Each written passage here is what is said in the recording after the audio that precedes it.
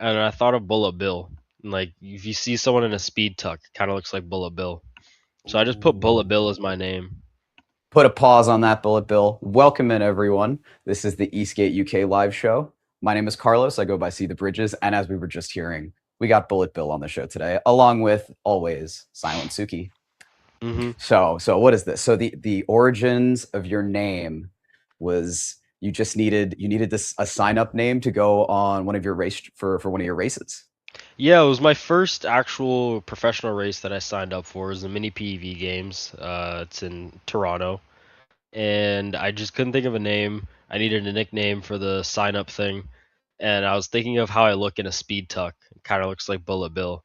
So I just put Bullet Bill, and ever since then, like they called me out as Bullet Bill when I was like coming out to race and stuff.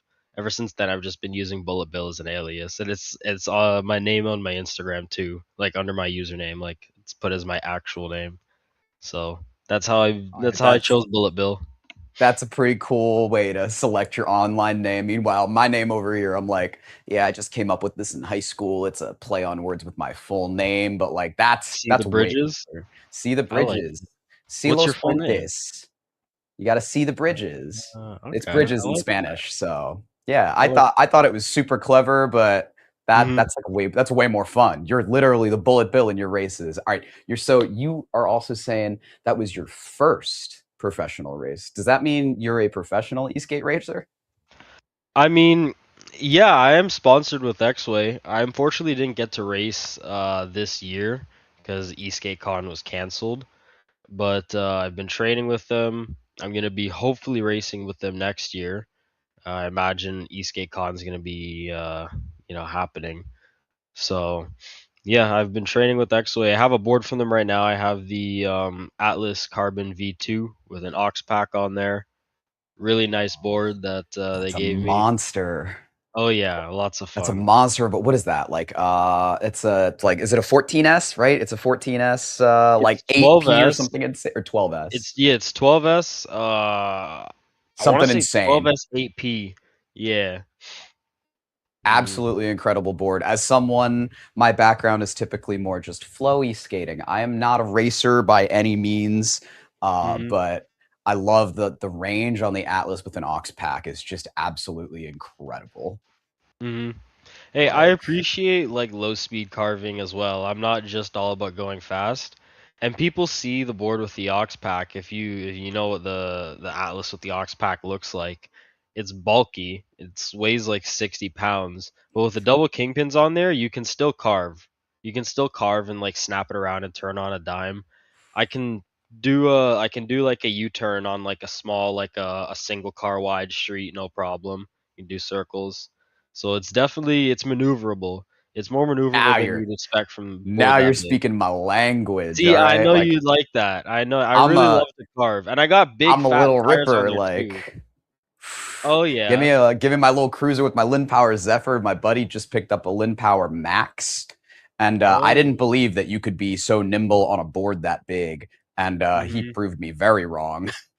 What kind of That trucks are on the thing. Limp Power Max? It's the same DKPs, just you got an extra DKPs, like okay. 4 or like maybe 2 inches, an extra like 2 inches, 160 millimeters or something Mhm. extra on the axles. I thought it was Mhm. crazy because there's like extra spacers on the outside that I've never seen before. He was like, Is that "Nah, so that you was can put stock." wider wheels or I think so, yeah, because it's got the 10 millimeter axle, so you can put some beefy wheels on there. mhm. Mhm. Maybe But some go-kart tires. I see some people have oh, go-kart tires on their board. I've been wanting to try that for a while. I haven't got my hands on a okay, set. I need okay. new rims to support them, and then I need a set of go-kart tires, which they're not cheap. They're pricey. Ah, dude, tell me about it. Our hobby is oh, it's rough sometimes.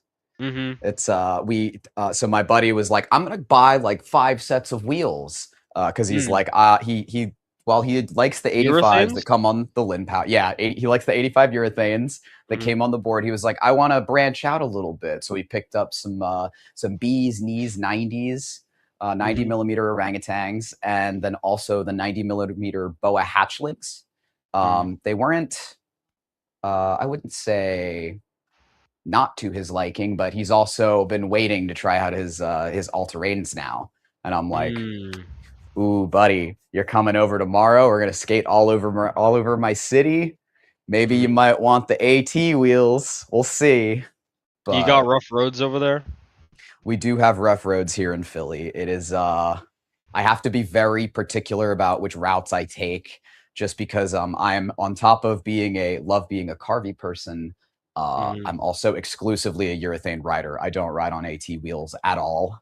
Hmm. So I would certainly not be placing top marks in any races anytime soon.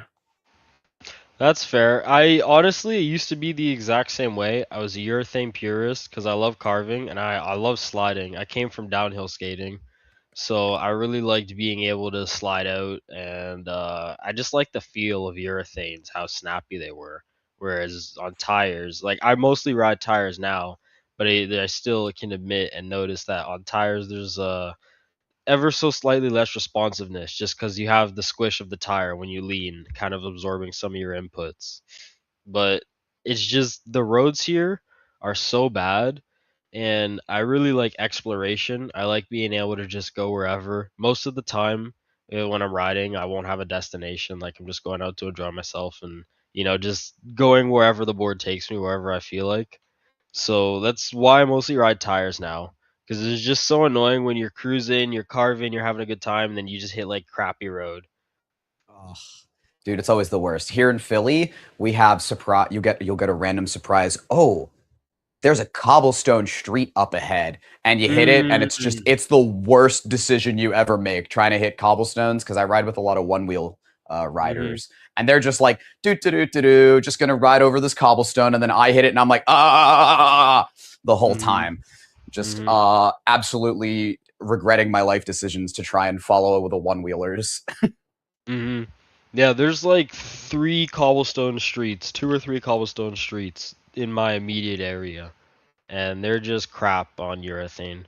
The only board I have right now that's on urethane are just all my acoustic boards.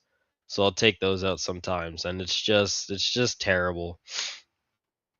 The tires But I have now, I find, are a nice balance between the responsiveness of urethane and the shock absorption and the versatility of a tire. Because they have like a squared profile. It's a mm, semi-slick tire, so it's a very firm rubber, so it's not gonna feel like sloppy and squishy like all-terrain tires do on pavement. And it gives you so much traction to just carve as hard as you want. ooh, I was just about to ask. All right, did you say already? I don't think you said what brand tires are you rocking right now? I'm sure because my They buddy are just surf. I'm texted gonna me.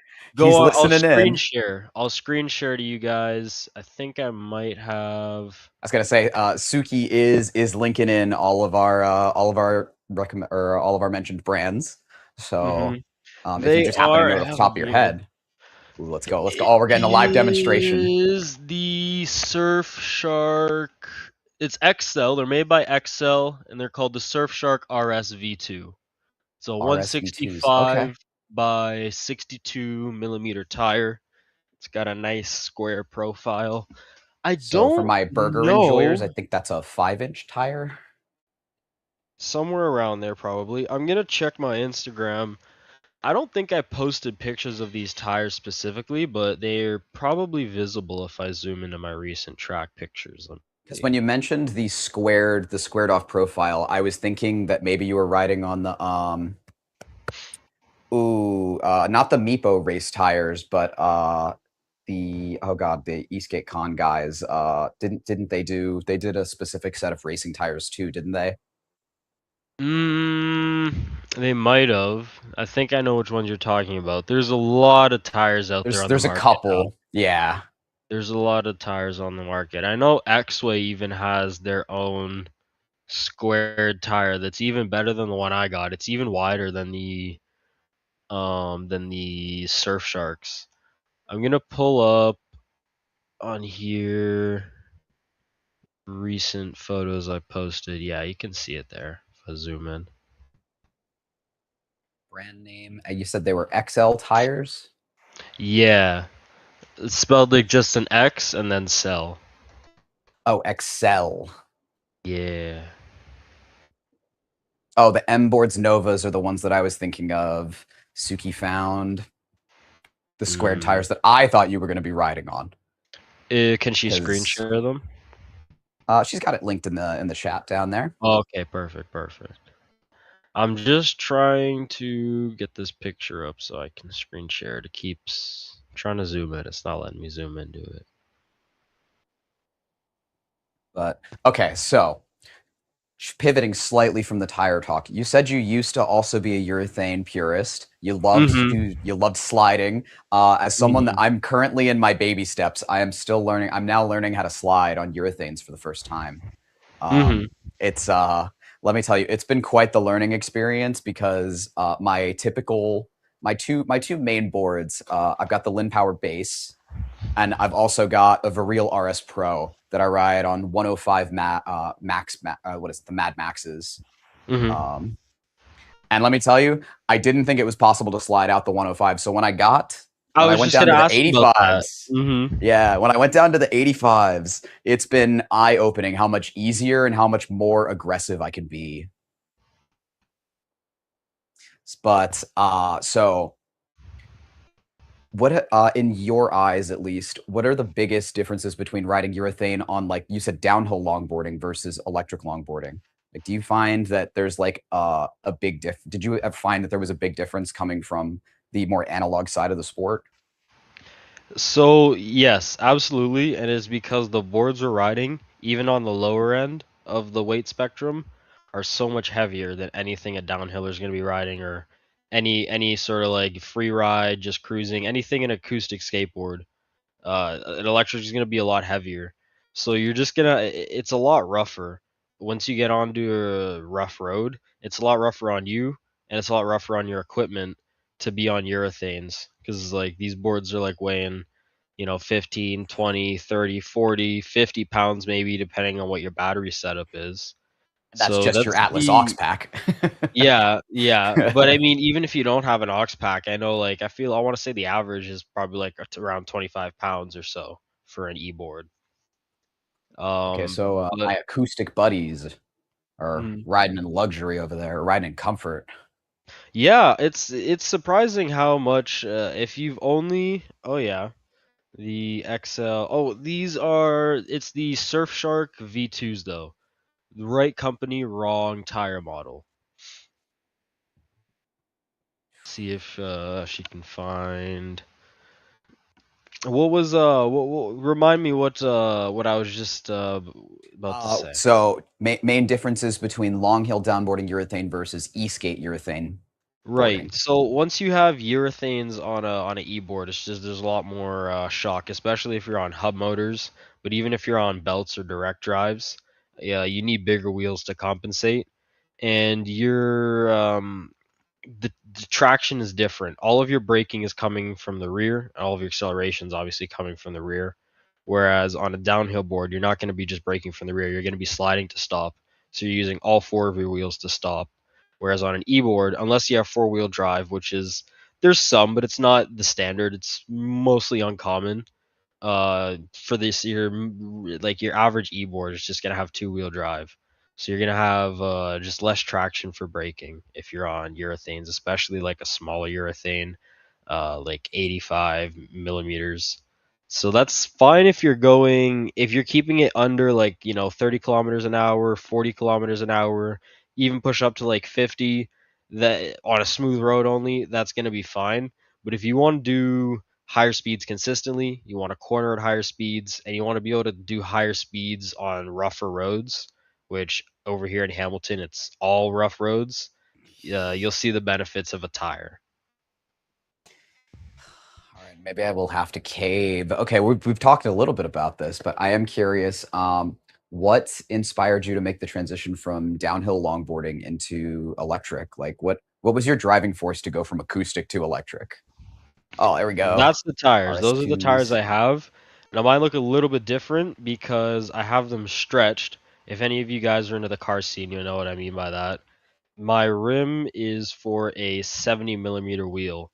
So my rim actually sticks out just a little bit past the bead of the tire, and it puts the sidewall at like a stiffer angle. So it makes the whole tire feel stiffer than it would even feel on the stock rims. So really solid, but that is Interesting. the right Okay. tire. But you asked about what inspired me to make the transition. It was Yes. the fact that I just didn't have friends that did downhill. So I was going to the hill. I was, you do a 2 minute run down the hill, you do a 60-second run down the hill because there's not like great hills here. And then you're walking back up for like 5 minutes. Or like anybody, I don't know if anybody, I doubt anybody here is local to the area, but anybody here who knows Hamilton, we have an escarpment that's like there's a bunch of nice winding accesses that go down there. So if Oh, you go down one of those, you get a longer ride down. You're riding for a few minutes, but that's genuinely a hike back to the top of the hill. And then you're hiking up, you're doing a bomb down the hill, and then you're hiking back up. It's just exhausting and it's tiring. And like all the dudes that I see doing downhill on YouTube that are like really getting into it like professional, they have like vehicles to like bring them back to the top. They have like follow cameras and stuff. they got runner So I cars. just Yeah. yeah, like nobody wanted to follow me down the hill. They're like, I'm gonna fucking run you over. What are you talking about? I'm like, no, you're not. I'm fine. You're fine. But it just I didn't have anything like that. I just got sick of walking back up the hill. Then I discovered electric skateboarding, and I was like, well, I can just bring the hill wherever. So that's why I made the switch. I still do ride my acoustic boards. I still try to take them out like regularly, but I'm more have been focusing my skills and like my development into e-skate and racing than Skate downhill. and racing. Okay. All right, that's super interesting. I love your little tagline there of "Bring the hill anywhere." Like Mhm. that's the Mhm. exact kind of energy that I loved and was a big aspect of also why I'm on electric was just Mhm. yeah, pushing's cool and all, but then when if you want to do any sort of downhill, that hike up is always the worst. Mhm. Mhm. Like And I spent a long time doing that. I would go to the hill. I'd be at the hill for like all the way to the sun went down. I'd spend 6 hours just bombing down, climb back up, bomb down, climb back up, bomb down, climb back up. But well, yeah, once I discovered e-skate, it was definitely a lot more fun and a lot freer because you're not just confined to where there's hills. You can go wherever. You can go uphill. You can fly on flat ground. dude, tell me about it. Like I've lived in my city now for 3 years, and it really hasn't been until the last like year and a half that I really started to take advantage of the fact that I have these e-skates and being able to get the entire city is open to me now in a way Mhm. that before it was like, yeah, sure. I mean, I ride around my neighborhood a little bit, like I can ride to the local cafe or whatever, but now it's like, okay, I'm riding 12 miles down to the other side of the city to go hang out Mhm. at the skate park with a whole bunch of really cool people. Like Mhm. incredible freedom. Mhm. Mhm. Absolutely. Absolutely. But yeah. Um where okay, what has been your favorite experience that was opened up to you because of the electric skateboarding scene? I imagine it's got to be something like Eastgate Con, but I'd love to hear what your favorite memory so far is. Just like the racing scene, entirely, and like having the opportunity to get sponsored. Like if I went back and told like 14-year-old me when I was like getting my first electric skateboard, my first real electric skateboard, which was a Meepo V3. Before that, I had like a crappy one from Canadian Tire, just a Canadian department store. It went slower than you could run, so I just returned that right away, and then I got the Meepo. But anyway, if I went back to that time and told myself that I was gonna be sponsored and like a racer for a big e-skate company, I wouldn't even believe it. I would think it was unreal. So just like having that opportunity to meet that community is I definitely say like my favorite part, like my fondest memory of Eastgate. Just like going to the track days, meeting the other racers, being able to have this awesome board, which I definitely would not have been able to buy. Um, so yeah, definitely that for sure. The whole racing scene. All right, that's Mhm. so cool. So you've touched on your origins with the Meepo V3, Mhm. your longboarding original history coming from that scene. Um, I'm curious, what's your perspective like on how the e-skate industry has changed from back in the V3 era up to current present day? Because as someone that's been in the scene for almost about 10 years, my perspective is coming from a Meepo V1 era type of board. So I'm curious if you have any different feelings about where the scene currently is. I think it's crazy like how much advancement there's been. Like going back to the Meepo V3, I could go 10 kilometers on that, like maybe on a full battery. And if I wanted to go further, I'd carry extra batteries, and I did. I'd carry around like 3 batteries in my backpack. I don't know how, it was probably like 20 pounds or something, and I'd just swap them as I was going. But going from that to like having these boards that like the aux pack is like a quick release battery that just straps off the top of the board. So if I'm just going a short distance, I don't need to carry all the extra weight. And then if I want it, I can add it. Having like that technology and like the power that these boards have compared to the standard what I was riding back then, it's really cool. All of the innovation. There's a lot of cool tech happening. I know some boards even have RTS now, which is like a form of traction control, I guess, that gives differential power to the wheels. Some of the higher end race boards. So there's a lot of cool tech that's coming out, and this is the type of stuff that back in the day you'd only see in the DIY scene. Like you'd only see like super high range builds where you could go 2 cities over and come back. You were only seeing that in DIY boards where dudes were pouring thousands and thousands and thousands of dollars into, and now you can just like get one off the shelf as a production board. So it's definitely really interesting. But then the other side of that is that the barrier to entry is so low that there's more potential for people who shouldn't be on these like high powered boards to have them. So that's why you see like some injuries and stuff. And like you see like some bad riding habits. Like sometimes when I'm out, uh, not so much in the community, but sometimes people that like aren't part of the community, like people that are just like riding by themselves. So I guess they haven't really gotten into it yet. You see like a lot of bad riding habits. You see like people riding like stiff as a board, like their knees straight, not really leaning into where they're going. And you can tell that they just got like the best board they could afford because it looked cool without having like all the foundation for that. So I feel like it's a lot easier for people to get in over their head, but the innovation is cool for sure. Interesting. Interesting. Mm-hmm. Okay. I can definitely see where you're coming with that. You've Mm-hmm. definitely distilled some of the best parts and some of the worst parts of the scene. Um, I gotta say, from my point of view here, some of the worst parts of the scene includes the weight gain in every single board has been absolutely off the charts. Coming Mm-hmm. from Meepo V1 being about 18 pounds, or even like one of my Pulse Echo over here, like I can one hand this guy. A Mm-hmm. modern any of the modern longboards though, you're not doing that. Mm-hmm. You're getting a monster that weighs like 35 pounds or 40 pounds pushing just like the Atlas. Mm-hmm. Um, Mm-hmm. but that's probably been my least favorite aspect. But with, I think X-Way's got that Wave V2 now for that super light, what is it, 14 or 15 pound board. And they're coming Mm-hmm. right up my alley. They're trying to get me. They're trying to get me Mm-hmm. to buy another board because who I love me a lighter board. Like a Parsec Aero Pro is absolutely a dream. I Mm-hmm. ended up going with the Lin Power just because, like you said, the barrier to entry is so much lower now, even for someone with my tastes. The Mm-hmm. Lin Power gave me the option of a much lighter, more modern board than anything else in my quiver.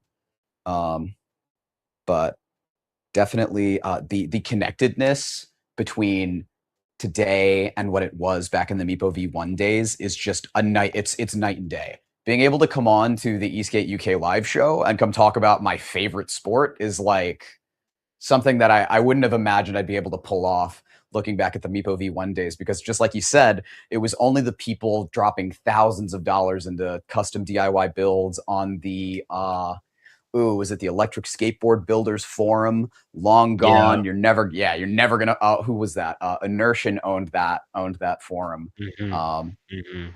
and that agreed that the connectedness of being able to come on here. I have so many people now, both in my local community with the one wheel riders and the EUC riders, and even the e-bike and e-scooter guys, Mm. all just coming together to enjoy the sport. And even they are like, "Yo, your board's really cool." So they a bunch of them always want to try it, and it's just so much more connected than it was. And I guess that also ties back into what brought you over to the e-skate scene, not having enough community in your local longboard downhill community. Mm. So Mm. absolutely incredible times. Um, but yeah, I don't know, Jaden. What else do we got here? You gotta I tell me think. about the Meepo V1. We never really touched on that. Oh, okay. You wanna touch I on the don't Meepo know any. I don't V1? really know. Like, what was the? I'm especially curious to know based on your ride style because I know we have kind of opposite ride styles. I do Yes. carve, I do cruise sometimes, but most of the time I like to be full tilt, like full throttle, like full acceleration off of every stop. So I get like the absolute worst case scenario for range. I never hit advertised range. I've never in my life hit advertised range on a board riding it how I want to ride. I always have to like heavily restrict and conserve my battery. And I know you like to cruise, you like to go slower, you just like to carve and take it easy. So I'm interested to know like what kind of mileage and stuff you got out of that thing compared to probably someone like me. So, for your metric preferences, I ride about 15 miles an hour, so about 24 kilometers an hour on Mhm. average. So between 24 and maybe 30 kilometers an hour. The Meepo V1 definitely was. I had a very similar experience to you, where my range was only about 12 miles, Mhm. 10, 12 miles. So I don't want to do that quick math in my head for a moment, but it was a very interesting experience because the Meepo V1 was actually not my first board. My first board, much like your Canadian Tire electric skateboard, mine was an Acton Blink Light as my Mhm. very first electric skateboard. 7S, Mhm. 1P, did like 4 miles of range or 5 miles of range, which is what inspired me to go and gamble on a Meepo V1 because at the time, Meepo was not an established brand. They Mhm. were the new kids on the block. It was either you spend $900 on a boosted or you get nothing, or you I get remember Acton's that. cheap toy boards for $250 or whatever. Mhm. So I gambled on the Meepo V1, and it was definitely the board that opened my eyes to expanding into the rest of the sport as I have in the last 9, 10 years.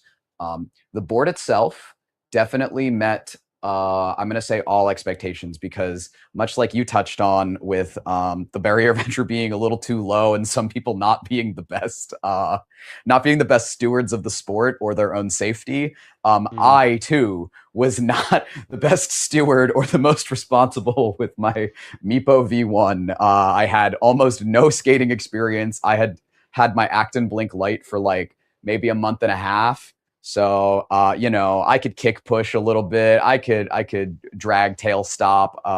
But it was I was definitely not prepared for the boost in power going from a cheap toy board to something a little more serious. And the fact that Mhm. you were carrying around 3 batteries with the Meepo V3, you know how heavy those 10S 2P batteries are when you got a Yeah. bunch of them stacked. I never bothered with extending my range on it. I ended up just continuing to buy more boards as I'm a goof. I bought this one, which is a long defunct company that I'll touch on eventually at some point again. But I gotta say, Meepo V1 definitely lived up to my expectations at the time. Now, maybe not so much. I, being one of the earliest Meepo V1 owners, I actually don't have the same experience as everyone else. My deck did not come with any sort of concave on it at all. I had a perfectly flat deck. Mm. The concave on the newer Meepo V1s ended up being flipped the wrong way because they I didn't messed even hear up. about this. Yeah, they messed up the So router. it was like it went down? So it you'd step on it and you'd be stepping on like a pipe. So it was a convex deck. They messed it up. They messed it up so bad because an entire batch of their decks came with Oh, the is battery this a wire front view? notch. Is this a front view of Yes, the yes, deck? yes. Like You're if you're you look looking at at the it, front view of the deck. So when it's it supposed to be, bold, it was yeah. convexed over. Yeah, What? That's absolutely interesting. terrible time to be buying V1s for any sort of real serious skater because they put the battery notch because it was a split enclosure style deck just like the Yeah, I remember V3. that. Yeah. But they put the notch on the wrong side, so they just flipped all the decks over because why not? They weren't skaters, they didn't know any better. Oh, instead of having, because So they wanted the notch on top to go under the grip tape. yes, That's so so stupid. It would have it been a was million so times dumb. better to use the deck the right way and literally just like put anything. Put like Epoxy, a just piece of put epoxy over it. epoxy on the bottom. That's Like crazy. That's so crazy. that was what more people's Meepo V1 experience was, but mine did not include that. I had a perfectly flat deck. I rode it all through college. I easily was getting my 10 to 12 miles of range. Um, Considering I'm a slow rider, I actually can hypermile up to about 15 or 17 miles almost, so about I gotta 30 see. kilometers. Wow, on the Yeah, I Meepo, that's crazy. on a on a I could never even dream of getting that type of range on a Meepo. on a 10S 2P. It was a brand new battery at the time, to be fair. But Mhm. on a 10S 2P battery, just like this Pulse Echo with hub motors, similar Mhm. hub motors, but slightly more powerful. Mhm. I can pull about 540 watt, I think. uh Or I guess the something like V1. that. That was the The V1 V3. was like The V1 would have, 300. yeah, the Yeah, it V1 was would like have been 300 lower. watt motors or something. But I can pull out of a 10S 2P pack about wait, that's not the right. So 22. I was pulling about 22 miles, so about 35 kilometers total. Wow. If I'm Wow. hypermiling and I'm really like taking advantage That's of what I get out regenerative of my braking, Atlas. Like riding yeah, how I ride, like riding hard, my Atlas without the aux pack, just the stock battery, that's right about what I get. So yeah. pulling that out of a 10S2P is so crazy. I So think I the love most hypermiling. I love the car. Like, mhm. Mhm. please continue. My bad. No, hypermiling, I gotta try hypermiling sometime and see how far I can really stretch a board. I was gonna say I think the most I ever got out of my V3, which not a great comparison, but I'm pretty sure it was the same battery, just different motors or a same Newer size cells. battery. That newer, Mhm. newer and better cells. Let me tell you, that V1 Uh, battery was just straight trash. Like it was not good. No was name it like brand the Chinese cells. cell? Oh yeah, Yeah. off brand. Like three or like what, six, 3 amp hours or something. Like it's nothing. Like it was like 3 amp hours a cell or something. So like six total, Mhm. but and not good 6 amp hours. Weren't But they using like Samsung cells or something by the time they got the V3 or like some sort of name brand yes, cell. I yep. can't remember exactly. By the V3, you were probably on Samsung 30 Yeah, that Qs. sounds right. That sounds right. But anyway, I was gonna say the most I ever got out of V3, so even with the better battery, I'd say is 15 kilometers. This is the most I could ever stretch out of it. So just about half of what you said. You said yours worked out to 35 kilometers. So So for just my under burger half. heads, 9.32 miles. Yeah. There you go. Oof. But on average, I was getting like between like 8 to 12 kilometers. Just like riding how I wanted to. And with my four batteries, at one point I actually combined them all. I wired them all together and I got like a big long enclosure. Ooh. Uh with all four batteries on there, I could get like 40 kilometers maybe. And battery tech has come so far.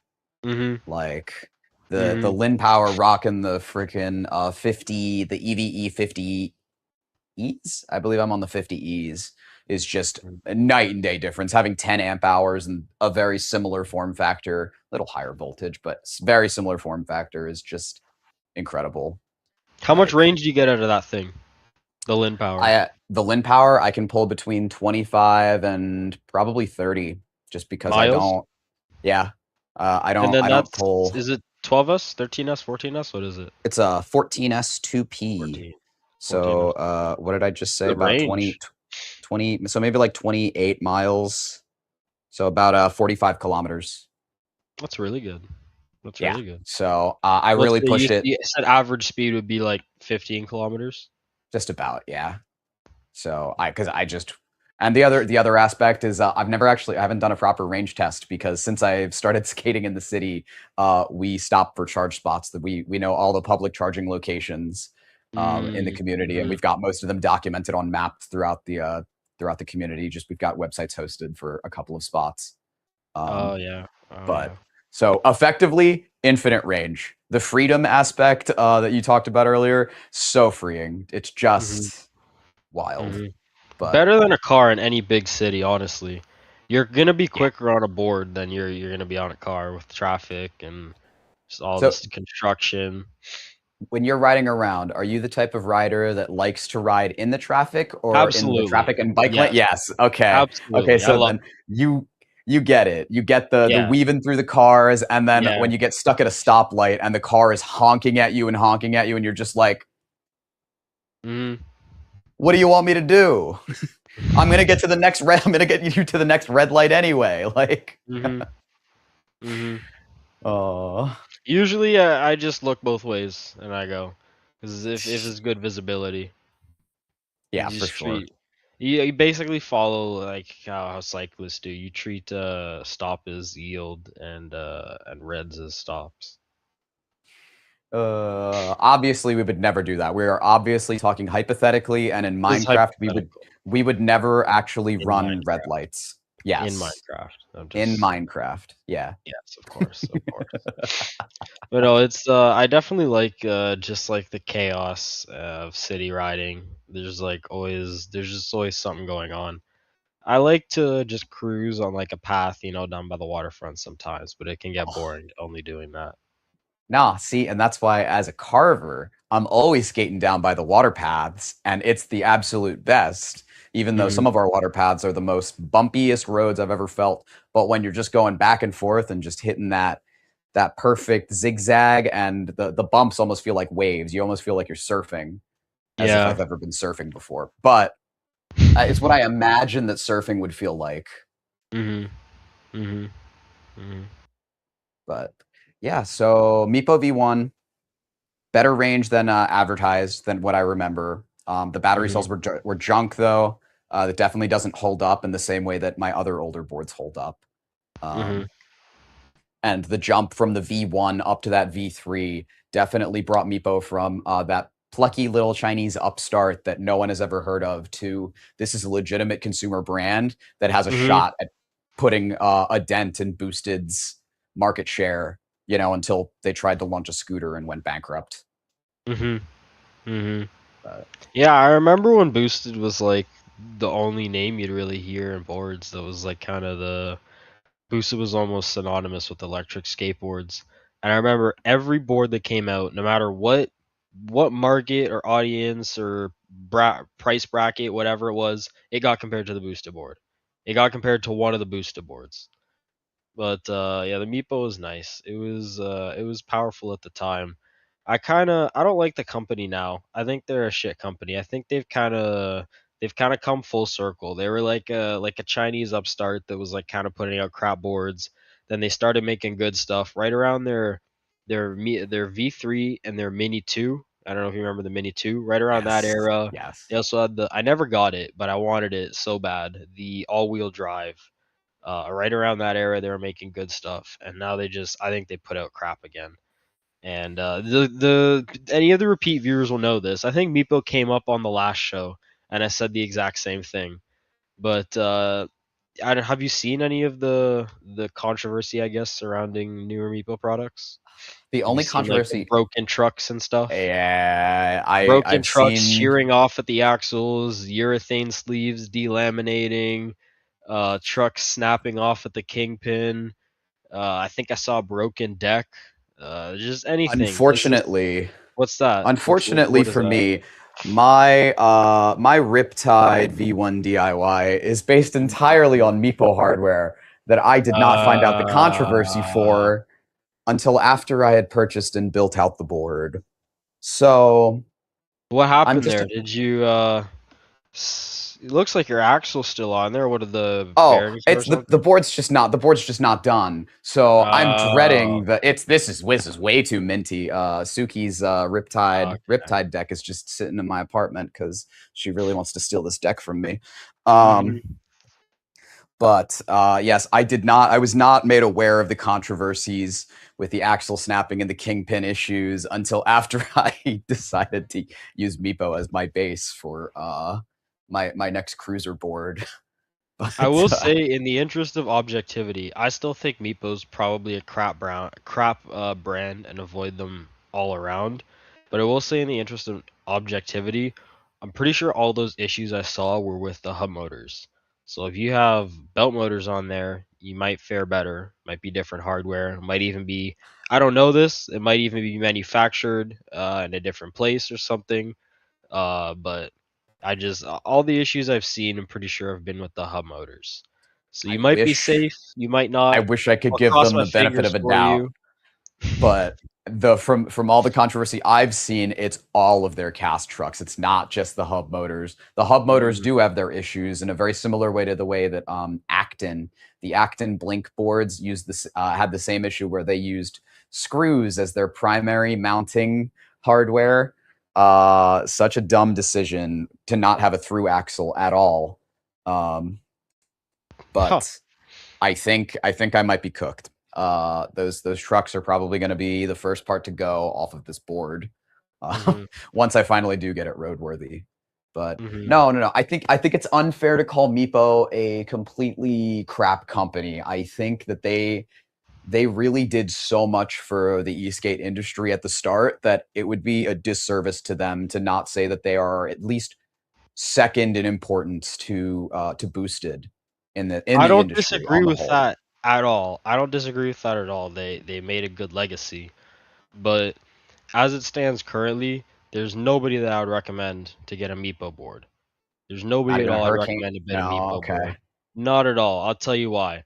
If somebody was gonna look at a Hurricane, I'd say get an Atlas. I'd say get a Lin Power. I'd say Yeah. get an Ace Deck. I'd say get any one of those brands. If somebody was gonna look at a budget board, I'd tell them to go get a Tiny.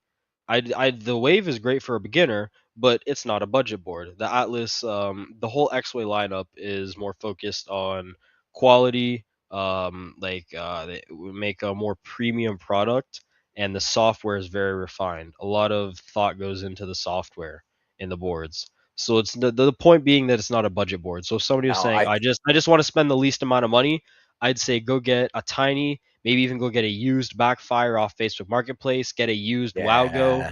No, And if I somebody can't wants, disagree you know with what I you. mean? There's nobody, there's no one person I'd say, yeah, get a Meepo board. Did Meepo do great things for the industry? Yes. Am I thankful that they put out the V3? Because at the time, the V3 was one of the The only boards pinnacle. that, yeah, Absolutely the pinnacle outside of the it was the boosteds. best Yeah. bang for buck that I could get. I wasn't gonna get a boosted when I was 14, working my part-time job. So that was great, but just as it stands, I think they've lost their way. Okay, They my don't one put out good counterpoint product. here I want to My hear it. What one is it? counterpoint here is that Meepo is also the only company making Mhm. it easy as possible to buy their boards. I could be wrong here, but the last time I looked, Meepo is the only company with an active Amazon page in the US for an easy acquisition of boards. So Mhm. That's I fair. still I give you honestly points for that. that's my only counter argument to that because I have sold two Lin Power Maxes to my friends. Mhm. So I also Mhm. can't recommend Meepo Hurricanes to people. I've gone out of Mhm. my way to stop people from attempting to do that. Mhm. Mhm. But I mean, I can give them points for that. At least when the board inevitably does shit itself, you have the you Amazon can return return it on policy to Amazon. fall back on. You know. uh yeah, okay. Meepo has definitely gone down the lived long enough to become the villain Mhm. arc a little And I bit. think it's just a matter of they got too popular. They needed to make production cheaper and faster to meet demand, and you know how that goes. You can't. Production exists on a triangle. You can't have cheap, fast, and high quality. You got to pick two. You can make it fast and really high quality, it's not going to be cheap. You can make it cheap and high quality, it's going to take a long time, you know? Or you can make it cheap and fast, but you're going to sacrifice the quality. Yeah. It's that's a main issue that I have with Backfire is that they are high quality and expensive because Mhm. we've got Mhm. a couple of Backfire riders here in the city, and I've always said as a guy that's obsessed with remotes and user inputs, Mhm. I love Backfire's what is it there the remote that has the cool circular display on it. I want to call it like the Backfire Mm, hammer controller or whatever. I know what you're But talking about. My friend has one of those. yes, it Mhm. looks so cool and it looks incredibly refined in a similar way that like Lin Power's got their CNC'd thumb wheel. I think Backfire does the same thing on their board. Yeah, the And metal thumb wheel. mm, I really like little details like that. It's a nice touch. My it's one how you issue with know they're that good though is riders. though, my one issue with that is the way I ride, I just feel like it wouldn't last.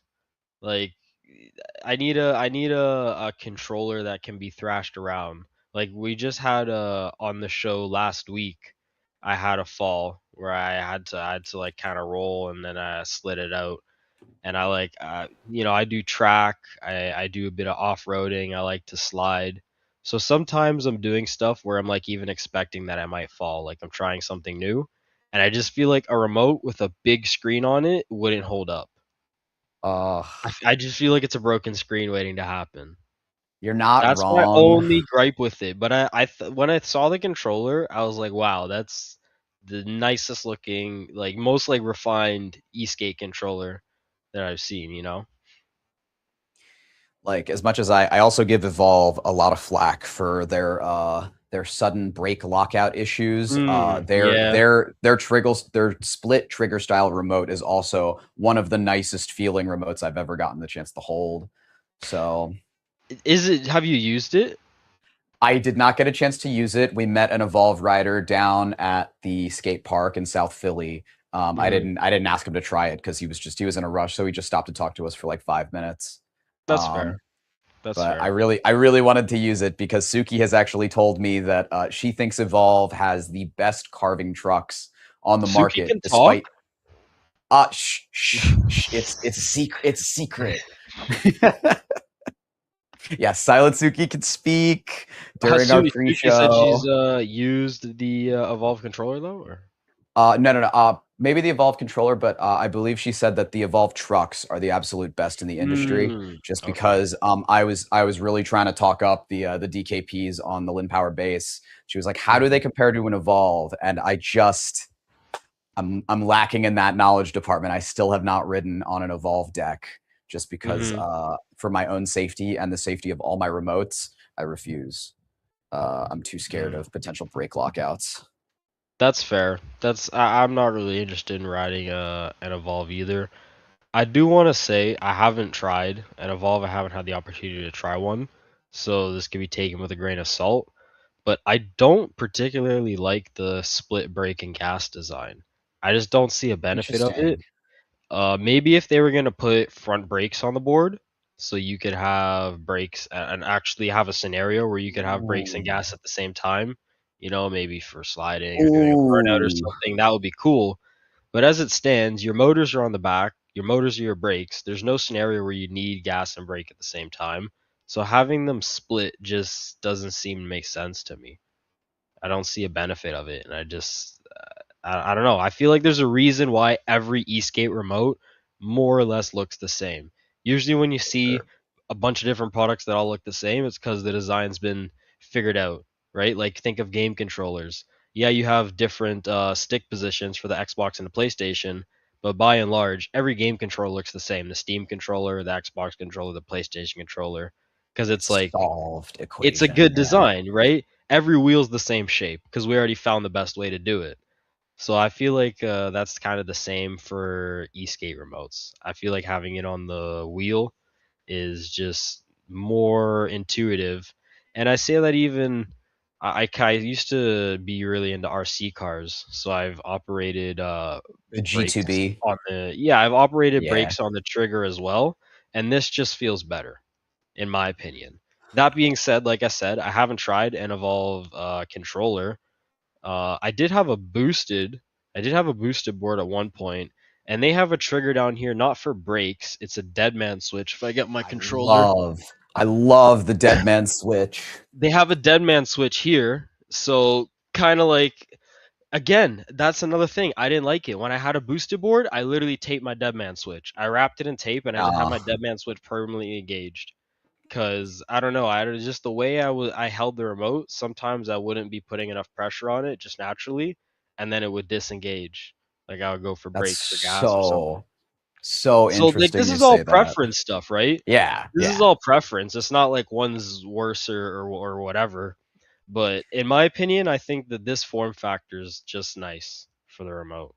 And then it gives you the opportunity to do this. Since I don't have a dead man switch or brakes here, I can do this. That's my horn from my board. Ooh, okay. Just like a Oh, little wait, I wireless really remote. like that. I Yeah, I typically just just got opt this. for I a just Bluetooth got this like a speaker. week ago. Oh yeah, yeah. That's good enough to let people know you're coming. That and the Lin power is definitely not FOC controlled, so you get to hear the motor crunch when it starts to spin up. Mm. It's pretty loud and intimidating enough that it usually gets pedestrian attention.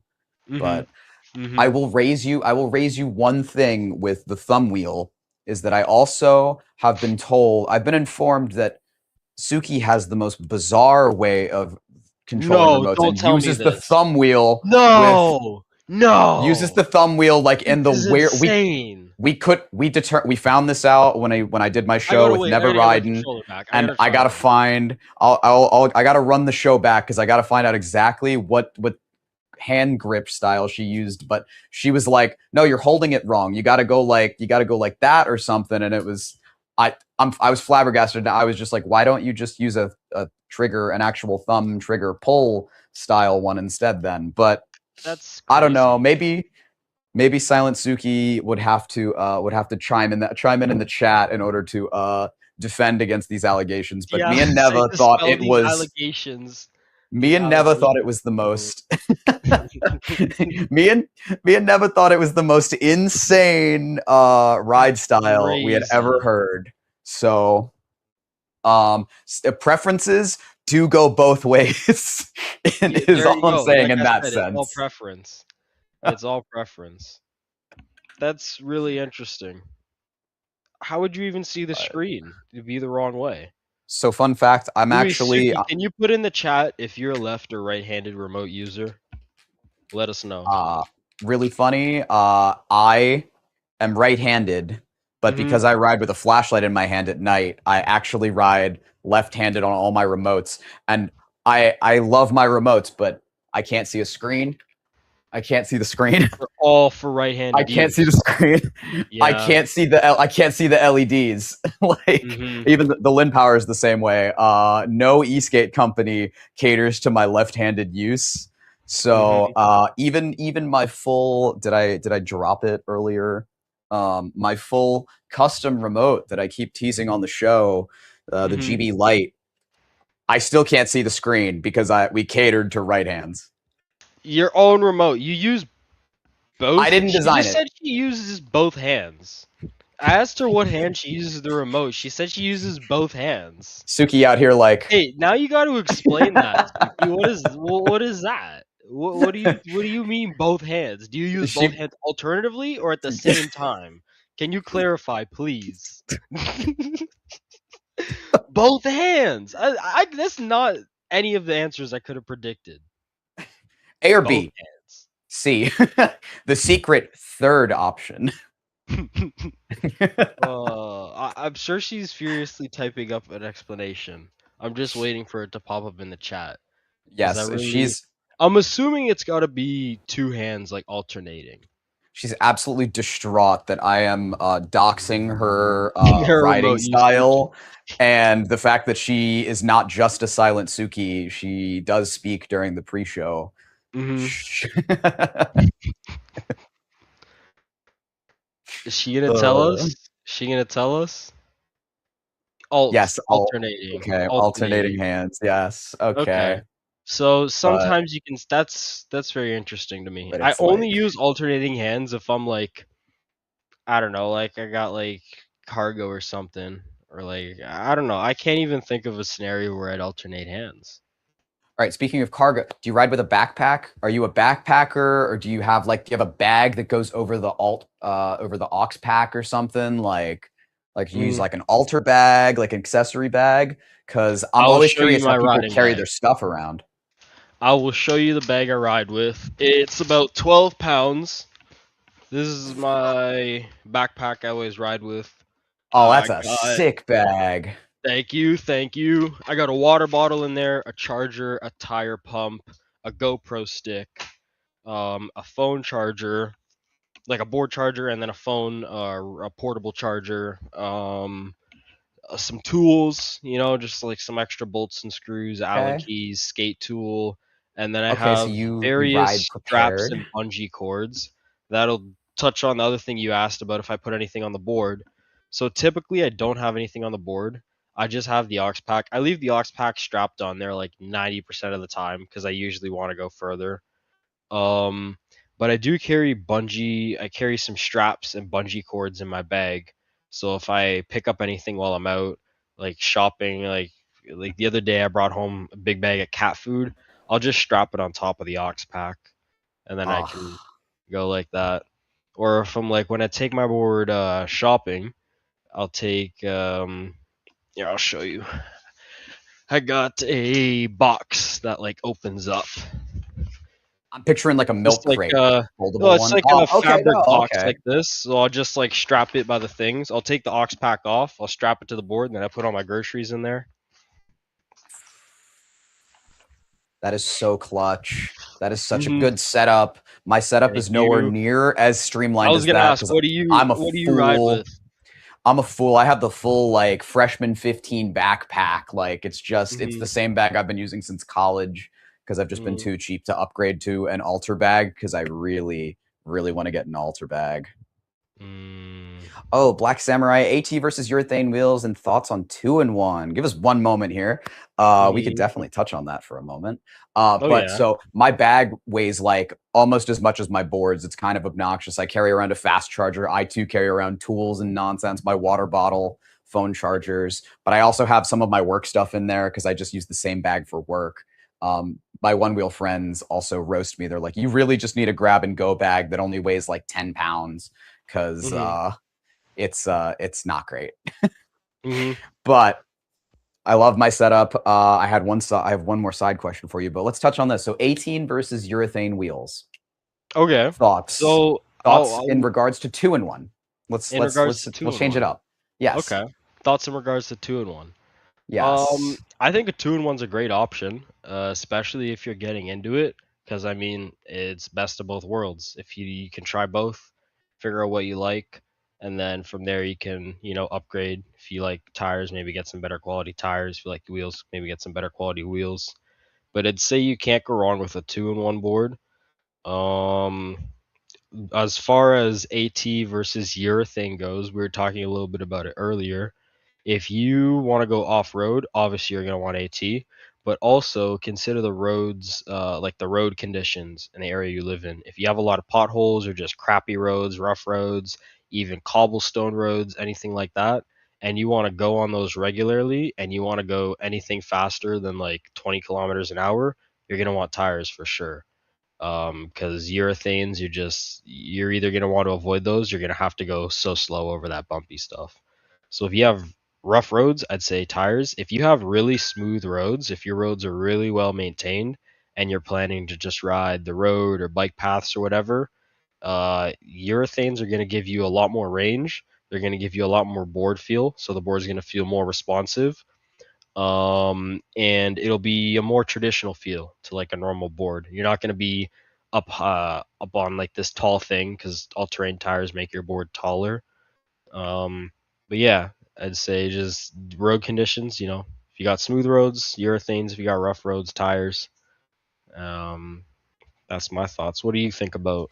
I know you're a urethane I purist. agree. Give us your thoughts, I Carlos. agree. I am a urethane purist, but I do have one thought here in that I don't like two and ones. I think that a two and one is a compromise on particularly the weight management of a board. Like Mm. if you have enough equipment on a board for it to be considered a two in one, I think you should probably just consider using the ATs over the urethanes.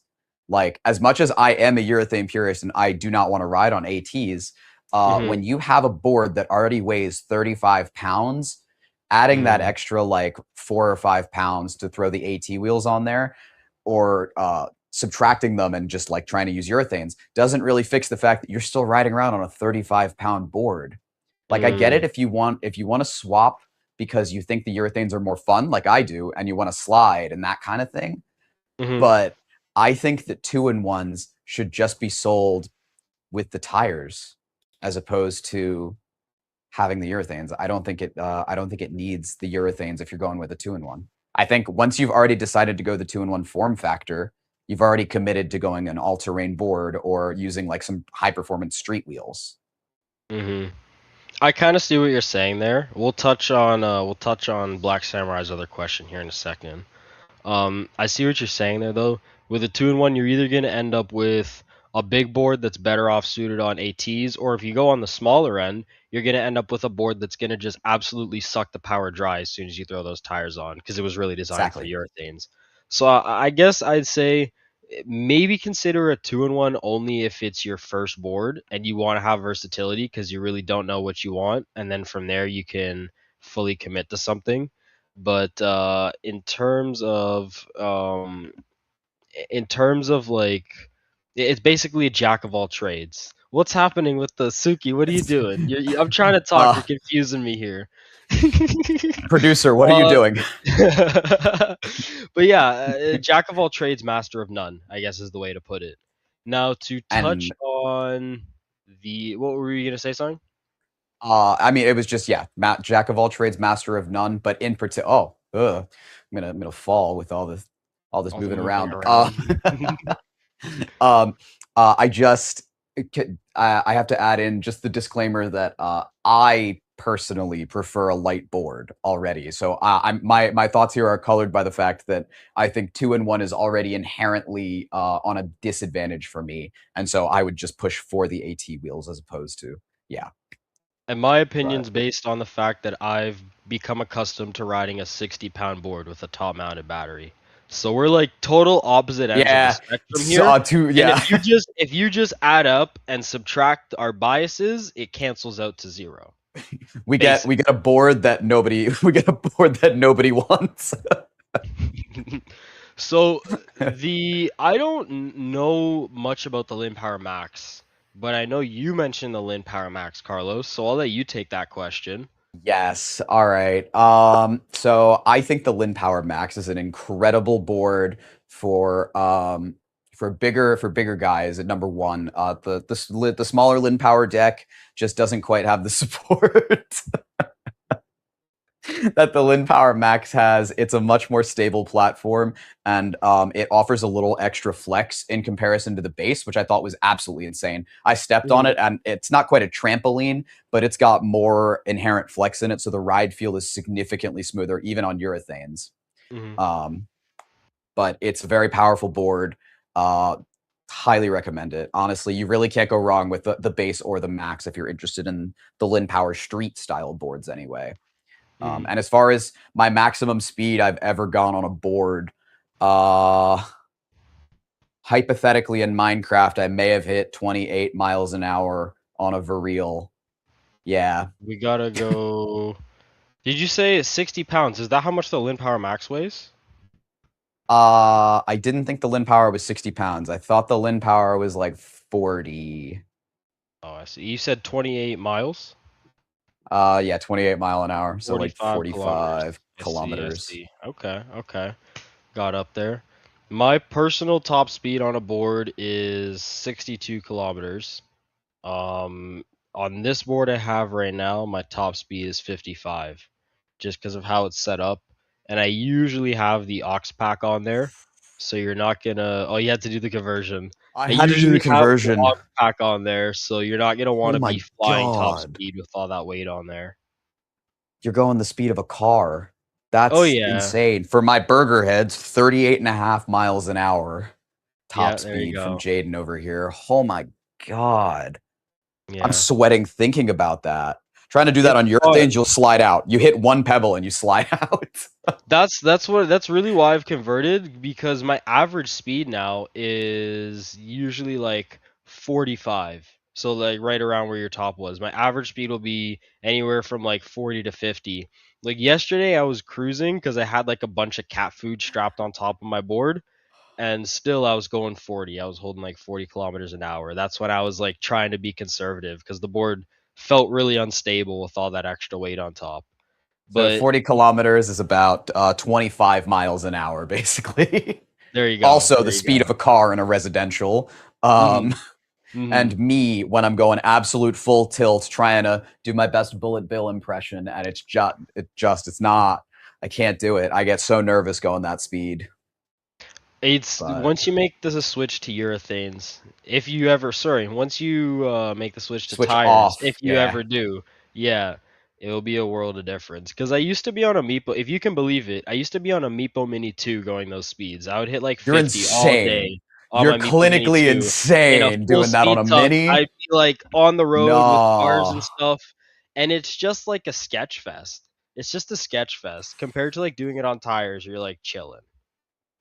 Like, oh my goodness. To answer the other question, top speed of the Lin Power, the biggest guy I know. His top speed, I believe, right now, he's topped out at also 25 miles an hour, and he's going to continue to go faster than me, I think, because he's an absolute goof, and he thinks that just his wrist guards and a helmet is going to be enough to continue pushing the speeds. Also, Does the he board just have feels like a Do boat, you have so like skate experience? Does he know how to fall and no. stuff? You Well, got to. You kind gotta know of. how to He's fall. got he got more acoustic longboard experience than I did before he bought his board. Oh, that'll But help. yeah, Mm, mm. oh, how The much battery that 60-pound board got. That board for my big guy friend goes probably at least it'll do at least 40 miles on a charge. He could probably push it farther. Oh, I think he's asking. I think he's asking about the Atlas. I mentioned the Atlas Pro. Oh, The Atlas V2 was 60 pounds with the aux pack. I didn't realize. So it's a 12S 8P battery. The range I get out of it, I don't want you to take this with a grain of salt because I just told you guys the average speed I ride at, rides so I'm full always pushing tilt, full tilt. absolute worst case And scenario. yeah, every time I'm at a stoplight or a traffic light or whatever, I always full throttle. I always max it out because I love the feel of the acceleration. So this is absolute worst case scenario for battery. I get like 60 kilometers on it. So if you want to run the conversion on it, and that's pushing around like anywhere from 40 to 50 kilometers average speed. How many miles is that? 60 That is kilometers. 37 and a quarter. So 37 and a quarter miles. So that absolute worst case scenario. If you just like cruise it and you ride like semi normal, and you're not full throttling, I'd say you're you could pulling 50. You could do easily, 50 easy. yeah, yeah. Well, miles, what would that be in kilometers? 50 in miles, 80 kilometers, easy. There's Yeah, yeah, no no way. problem, no problem. But yeah, it's nice though, because if you don't need that battery, you can just take it off and you can have a much lighter board. Which, speaking of lighter boards, one of the big advantages I think of having a lighter board is I'm less likely to snap belts. I have Mm. this. I was curious about this. How many belts have you gone through as a racer? Like, is that something that like you actively ever have to worry about? Is like absolutely shredding a belt when you're on the racetrack, or I guess even just out and about. Um, I carry 3 belts in my bag, like 3 or 4 belts with me at all times. So that should give you like an idea. I honestly can't give you a number of how many belts I've gone through. I just like belts are like completely disposable to me. I've never like outright just like shredded a belt, like just like the torque was so strong, the chassis You just twisted like coming off the snap. line. Yeah. But it's definitely is harder. I do break belts a lot more frequently than when I was on some of the lower power boards.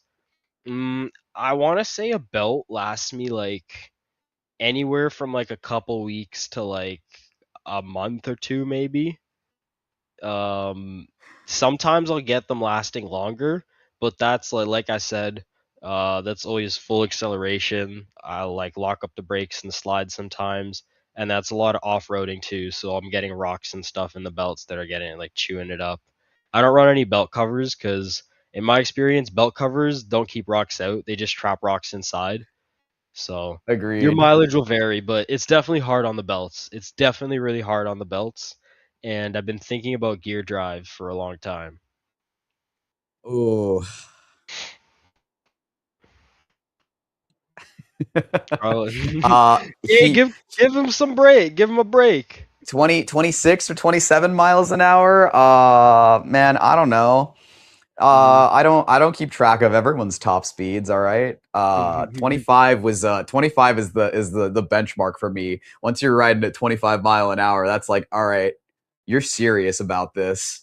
But Mm. Mm. no, I gotta say, I've But Black Samurai, that's like that's the lower end.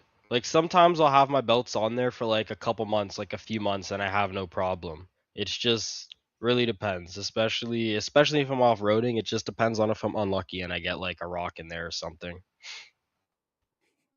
But was like, I had to ask about the belts because I shredded my first Meepo, or not Meepo, my first Lin Power belt.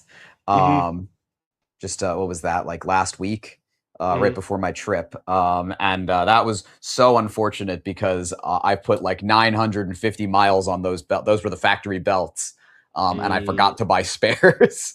So I mm only carry one spare belt of each board on me, for reference, in comparison to you're carrying three. So I think that's very interesting. I'm um, actually down. I usually have four, but I just changed one, so I only have three right now. I also think it's super interesting you've never like straight up like shredded a belt on a like a red light launch or anything, because I mean, I I have believe snapped my a belt. first I one. have definitely snapped a belt launching, but I've never like sheared the teeth off of a belt. You know where I did shear the teeth off of a belt though, was when I had a boosted board, like years ago. Because they used to. It wasn't even It's because it was those 12 powerful. M's, It's because they used, yeah, or 5M. They used those like or 5M belt. Like, three. I It's the think three these M's. are. Or yeah, 3M. I can't remember. It was like smaller teeth. These are. I think these ones are 5M. Let me see. Yeah, we ride on 5M now. 5M is now Yeah. industry standard, Yeah, but I but remember Boosted had those really tiny fucking teeth that are like meant for like a 3D printer belt or something. So yep. I would I would shear the teeth off of those things, like trying to do slides and stuff sometimes. But these the 5M belts, they do hold up to the Abuse better, but I've it's honestly you're more likely to snap a belt on braking Yes, than on acceleration. I've definitely had a few belts go out on braking. that was how I shredded the Meepo belt. Was actually I shredded the teeth off of it. Mm, Uh, hmm so that Hey, goes to that show doesn't you that surprise me for a Meepo belt. Lin Power. I keep saying Meepo. It's my Lin Power. Oh, okay, that's fair. Well, I got Meepo on the brain, but yeah, that really unfortunate that I shredded a Lin Power belt on braking on a downhill, or it might have mm, even been, was it uphill? Anyway, I was in a very hilly area. I thought it would be fine. I had some slight skipping noises, and I was like, it's fine. I'll tighten my mm, belts in a little bit. I did not have a little bit. I needed to stop immediately and hmm readjust things. But hmm do I'm you like the have belt a police. Anytime catch somebody on a group ride with loose belts, I'm always like, pull over. I'm tightening your belts right now. That's part of my emergency pack now. Is I carry Loctite and super glue now because we've had enough loose motors that hmm it's hmm become a just an everyday carry because we got sick of not having them and having to stop at Lowe's or Home Depot or whatever for supplies. mm But mm type of protection do I wear? I am a helmet all day, every day kind of guy. And mm I believe I touched on this with Never Riding, but I wear Onsra slide, not slide gloves, but Onsra gloves. I Oh wear yeah. the full size, and I also wear the minis. I've got the set of white minis somewhere over there. hmm But Do you Um, wear knee pads? I do not wear knee pads. I do own knee pads, You but should. Suki, can you get the I almost video up? exclusively. No, keep talking. I'm gonna get Suki to Uh, pull something up. you do not. You better not be pulling a video of me falling because that would be No, no, no, no. With me. diabolical That of would be you to be terrible. like. That would be terrible. So we dug into the archives and we found the reason that you should be wearing knee pads. Hmm. Um, no, because of I take the calculated risk of not wearing knee pads, considering the speeds that I ride at are just about all like run outable. As long as I'm not slamming it in traffic at about 22 miles an hour, I typically am only riding between 12, 15, 18 miles an hour. Uh, so what, like 20, 25, 25 kph, so like 15, what was it, 25 miles. So yeah, like so 25 kilometers an hour at most, typically average riding speed. So I take the calculated decision and I take responsibility for that. So if I fall, typically I can run it or roll it out and it's not I a was huge gonna deal. say, So yeah, I opt that's not. runnable speed. No, Yeah. that's fair. That's a runnable So speed. if but when I do the crash vid, please. Oh, okay. When I do the Philly EUC guys do a track day up here right by my house, about a mile away. And Mhm. so for the first time, I took a board out and I went all out. Oh yeah, Um, man. How was it? I decided I couldn't do it on the Zephyr though. I had to do it on the Vareal, so only Mhm. 12S. But it was very scary, and I very much full geared up. I put the knee pads on. I had the good gloves on. I had the helmet. I had the safety. I wear safety goggles too when I'm Mhm. riding, so I don't get bugs slamming into my eyes. Mhm. And I went full tilt. I think I topped out at about 26 mile an hour. Um, but yeah, I do try to wear my my protection gear. When I'm on a one wheel, I almost always do wear knee pads though. So my Mm. the very rare times that I do ride my one wheel around on the trails, I do wear knee pads. I keep saying I need elbow pads too to go with it, just because um, Mhm. it's pretty bad.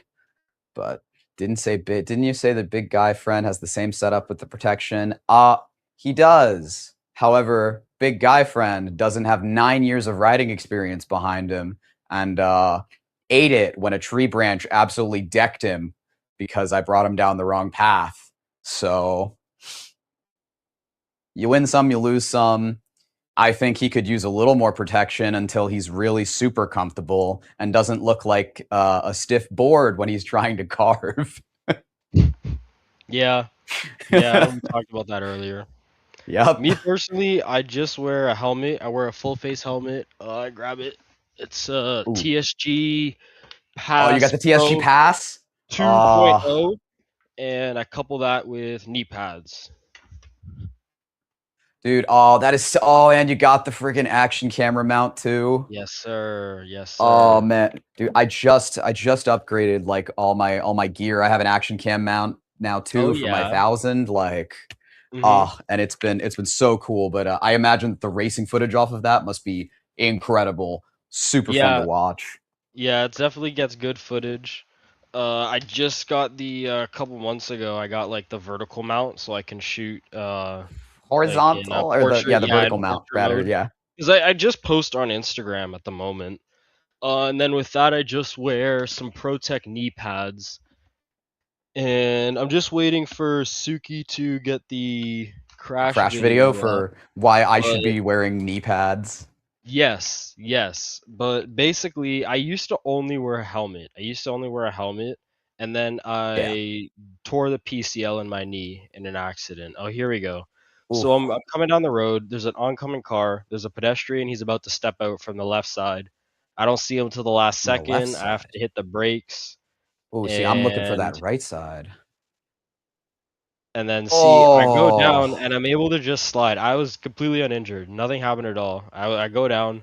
I'm able to just rotate my knees around underneath me, start sliding on my knees, and I was and completely fine.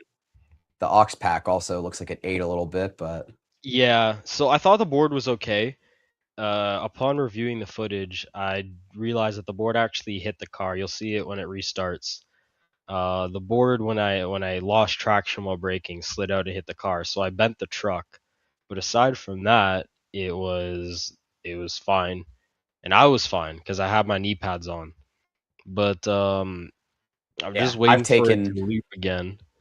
I've Hmm. taken my fair share of hits, and it's why I wear gloves now during almost all my riding sessions. Is the number of times I've caught myself with my hands and just like Hmm. torn this up right here. Like I didn't want to deal with it anymore, so that's why I splurged and I bought 3 sets of gloves so that I We always have have to learn the hard options. way. It We really, always and learn the hard way. Look, that's you're why I gonna see preach when this so when this hard. plays again. When I go down, you can see my hand like angled up away from the ground because I learned the hard way to stop catching myself with my hands. Oh, car. Oh, and I couldn't quite see the car in it, Yeah, but it did look it's like it playing in slammed. it plays in like 3 frames a second. But yeah, I probably should have wrist guards, but I found that I've gotten good enough at either rolling or just sliding that I don't need them. I'll knock on wood I'm when just I'm saying. saying that.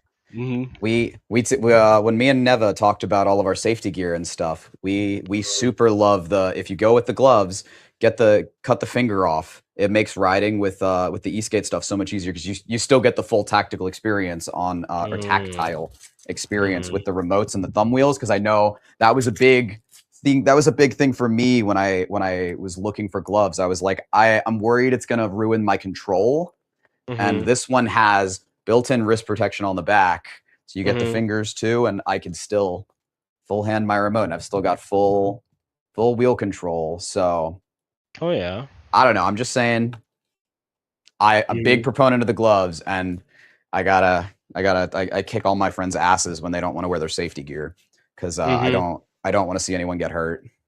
Yeah, I'm the same way. I'm big on safety. At least a helmet. At least a helmet when someone's riding with me is the least I ask that they'll wear. But yeah, um, incredible footage. So now I'm just curious. I was gonna go ahead and start winding down the show. I guess my final questions for you is seeing that you've got such a cool vertical mount and everything going with Hmm. that. What's your recording setup like? I saw you got an I action have cam. What kind of action a cam? I got a GoPro Hero 8, which I hate because GoPro software is terrible. It's always giving me fucking issues. I had a really gnarly crash on a go-kart track by myself like a month or so ago, and the camera didn't catch any of it. The file got corrupted on impact and it just deleted itself. Like deleted all the footage up until like 2 minutes before the crash. Um That's it so just unfortunate. it's always given. I had the Hero 5 and it was even worse. Like it would just come up like a SD card error while recording and stuff. So I've been looking to get a new action camera, maybe like a DJI or something in the future. But yeah, at the moment it's a GoPro Hero 8. The mount, the 90-degree mount, I'll grab it again. The 90-degree mount is just like an aluminum piece that I got off Amazon, rotated around, and it's nice because I used to just shoot the normal way, and then I'd either have to crop in the video or put a huge ugly border on it when I posted to Instagram, or I had to try to ask people to rotate their phone for the video, which nobody wants to do when they're scrolling. So Nah, it's just a yeah. lot better shooting this way. Suki, it's What do See you the shoot with? Bridges. uh, Oh, it's all brand new setup for me. You said you were looking at maybe the DJI action stuff. I mhm. actually shoot on Insta360, so Okay. I splurged and I got myself a Go Ultra because I wanted something. Is that the one that has 360 view, or No, is I it didn't want to go oh, with the basic? 360 cam, Okay. so it's got the removable pod on it, so it makes Oh, okay. I'd have to Like go ultra find wide. it. Yeah, it Yeah. shoots in the same ultra wide format, but it's got Hmm. a removable camera module to go on the helmet, so it doesn't even feel like I'm wearing anything up That's there. pretty cool. That's pretty cool. But super cool setup. Unfortunately, I am low on time, so I think that's our last question. Unless we got any more viewer questions that we'd like to go over real quick, Hmm. I unfortunately do have to call it here. Hmm.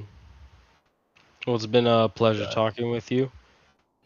all right, Jaden, absolute pleasure. Suki, thank you so much for having me again. This has been Thank such you, a cool Suki. show. We'll have to do this again sometime soon. Maybe we'll do. Maybe if I can get out on some EUC track days, maybe I'll have some lap times for you, and a better top speed. Maybe even a clip Oh, I from didn't the think we track. even Now talked that I've about got you ride that. EUC. We gotta talk. I We do gotta talk about not. I that. do not. That's Oh, that's okay. it's community event. They Okay. Okay. the Philly community has a lot of electric riders, but only like a dozen of us are e-skate. Everyone else is e-scooter, EUC, one wheel, and Mhm. e-bikes. So Mhm. I'm trying to amass my army of e-skate Mhm. riders. But thank you again. I hope everyone has had a fantastic day, and we continue to have a fantastic night.